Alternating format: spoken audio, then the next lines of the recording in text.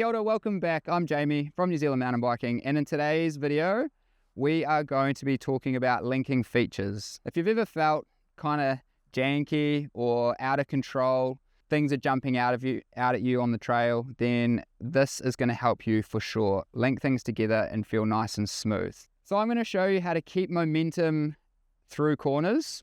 There's a lot of speed control and a little bit of body position and also where we're looking. So this is all stuff that we've covered in the fundamentals video, and putting all of these things together, they're going to help you a lot get that flow when you're out on the trail. It all depends on my entrance speed. As my confidence grows, that speed will increase, but to start with, as long as there's gravity involved, if I slow down before a feature, and in this case it's a corner, then I'm going to get speed as I come through it. So with the braking, just like we talked about with the drills, 2 is red light, I want to slow down. 1 is orange light, I'm proceeding with caution as I scan, and then green is go, I'm ready to accelerate.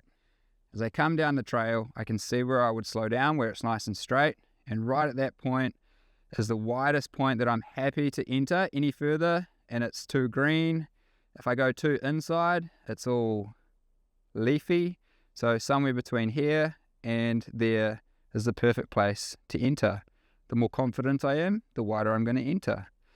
That's also the point where I want my speed under control as I enter the feature, and I'm going to drag that rear brake ever so slightly to stop me from accelerating as I keep looking for my next point where I enter my next corner, which is there. So there's another great spot to slow down before I enter the corner and start to turn. Through here where it's straight, I would be slowing down, red or 2.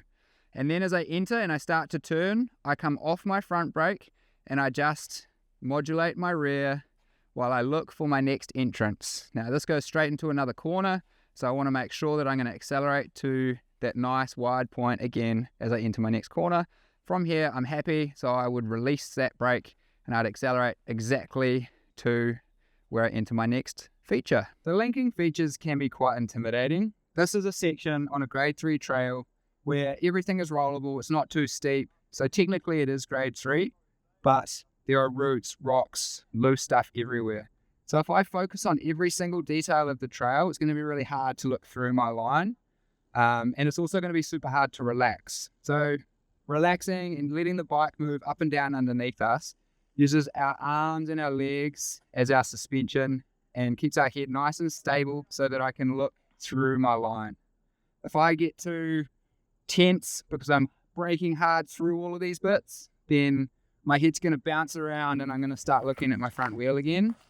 So what I'd rather do is slow down on entry so I can look all the way through and see where safety is on the other side of these technical features. So here we are on a grade 2 trail, the Dipper in Rotorua, and come to these signs. So this XXX means that I'm at a feature that's harder than the grade. Now we've also got an easy line, which means that these two are going to join up. This is the perfect example of linking a series of features. I've got a nice flat area as I approach. I can control my speed with both brakes. It's that whole red light, and then I can go orange light or one finger, my rear brake, as I enter this, and as soon as I'm confident and I can see all the way through to the bottom of my line, and I'm happy to, I can green light. Very important thing to remember is that for some of us, this here, we might never feel confident to accelerate, and so I might have that rear brake ever so slightly, modulating it until I get all the way to the bottom. I might come off my brakes. Now, the benefit of being on the brakes means that I control my speed, but if I'm on the brakes, generally everything's a little harsher, so the bike wants to throw me around a little bit more. Practice these ideas while you're riding simple trails, so a trail that's not at your limit.